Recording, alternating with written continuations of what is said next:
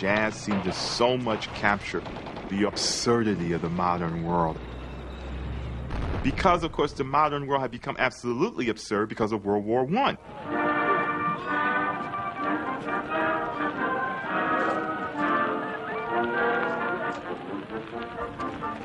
As Americans prepared for war with Germany, African Americans living in Harlem persuaded the governor of New York to grant them their own unit, the 15th Infantry Regiment. They would also need their own regimental band.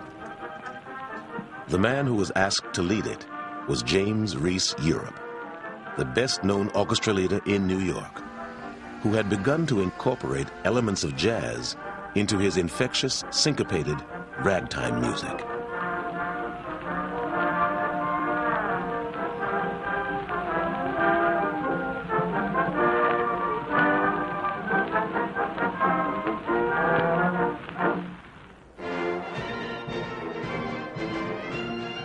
The regiment arrived in France on New Year's Day, 1918.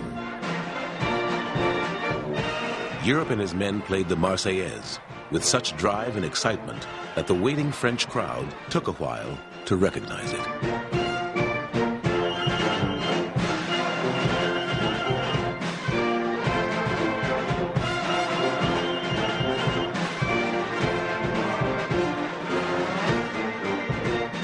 American officers were so impressed with Europe's unique sound that they sent the band on a tour of army camps and French villages.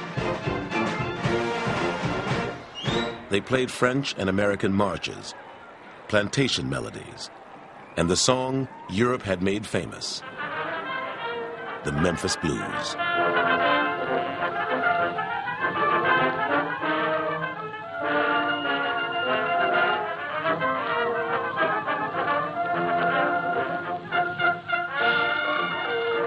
With a soul-rousing crash of cymbals, cornet and clarinet players began to manipulate notes in that typical rhythm which no artist has ever put down on paper. Then, as the drummers struck their stride, their shoulders shaking in time, the audience could stand it no longer. The jazz germ hit them, and it seemed to find the vital spot, loosening all muscles and causing what is known in American as an eagle rocking it.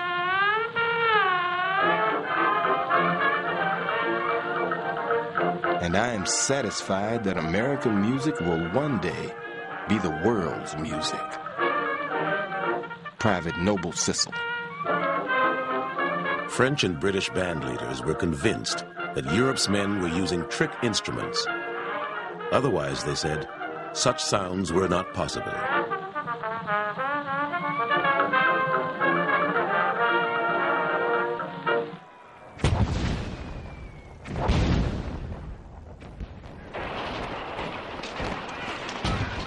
On April 20th, 1918, Lieutenant James Reese Europe accompanied a French night patrol across no man's land under heavy enemy fire and became the first African-American officer to face combat during the war. The men of the 15th Regiment would survive 191 days of fierce combat, receive the Croix de Guerre, and be chosen by the French High Command to lead the Allied forces to the Rhine. By the end of the war, 171 men of the 15th Infantry were decorated for bravery, more than from any other American regiment. The men took special pride in the name the French gave them, the Hellfighters.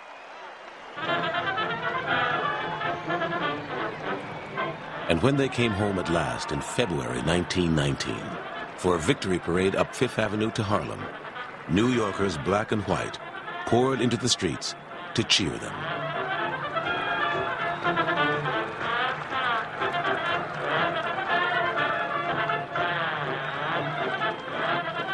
That spring, Europe and his Hellfighters band cut 24 records and made a triumphant tour of the country, spreading their hot new music and drawing big, cheering, integrated crowds everywhere they went.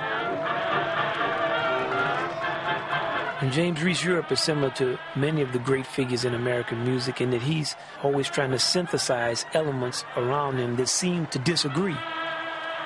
And when people start to hear this band, a concert band, which is usually playing in a kind of strict, stiff way, playing this loose, kind of grooving, lilting fashion, they can't believe what they're hearing.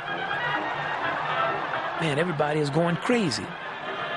And James Reese Europe is looking at the response of the people, and he's saying to himself, let's do this some more. James Reese Europe had big plans for peacetime.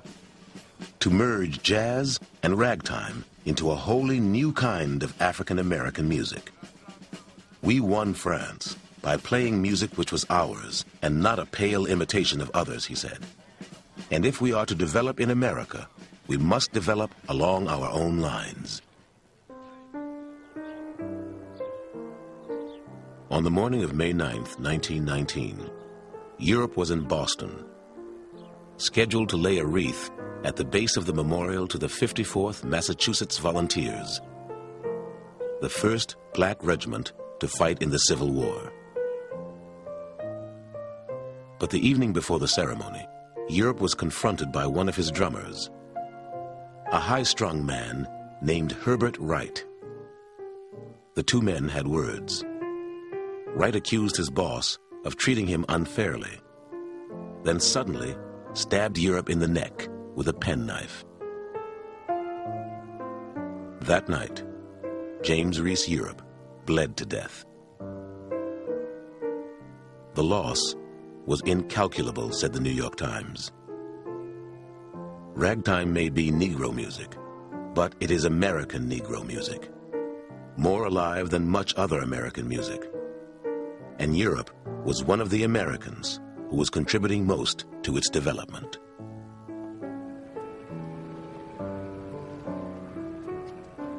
The city of New York gave him an official funeral, the first ever granted to a black citizen. Thousands of mourners, black and white, turned out to see the procession pass from Harlem down the West Side to St. Mark's Episcopal Church.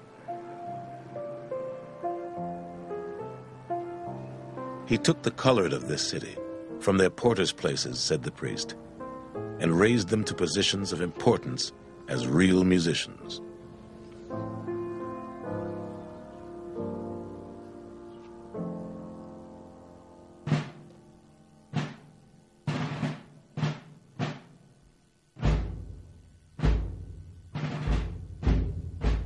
The cheers that had greeted the Hellfighters did not echo long. The Ku Klux Klan was on the march now. In New York State and New England and Washington, D.C., as well as in the old Confederacy, determined to crush the aspirations of every minority.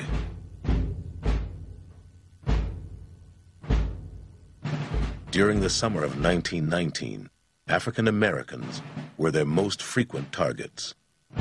More than 70 blacks were killed by white mobs during the last 9 months of the year. 10 of them returning soldiers, still in uniform. We returned from the slavery of uniform, which the world's madness demanded of us, to don the freedom of civil garb. We stand again to look America squarely in the face. This country of ours, despite all its better souls have done and dreamed, is yet a shameful land. It lynches. It disenfranchises its own citizens. It encourages ignorance. It steals from us. It insults us. We return from fighting. We return fighting. Make way for democracy. We saved it in France, and by the great Jehovah, we will save it in the USA. Or know the reason why. W.E.B. Du Bois.